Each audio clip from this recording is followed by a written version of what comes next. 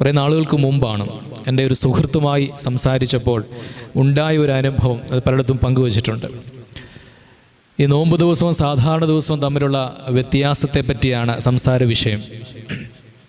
വ്യത്യാസം എന്താണെന്ന് ഞാൻ പറയാതെ നോമ്പിൻ്റെ മക്കളായ ഓർത്തഡോക്സുകാർക്ക് വ്യക്തമായിട്ട് ധാരണയുണ്ട്.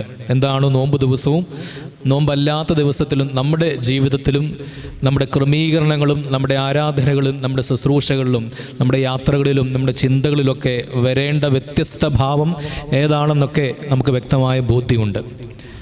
എന്നാൽ ഈ സുഹൃത്ത് എന്നോട് സംസാരിച്ചപ്പോൾ എനിക്ക് ആത്മാർത്ഥ സുഹൃത്താണ്. അപ്പോൾ അവർ ആത്മാർത്ഥ സുഹൃത്തുക്കളിൽ നിന്ന് ഒളിച്ചുമറയില്ലാത്ത ഉത്തരങ്ങൾ ലഭിക്കുമെന്നത് സത്യമാണ്.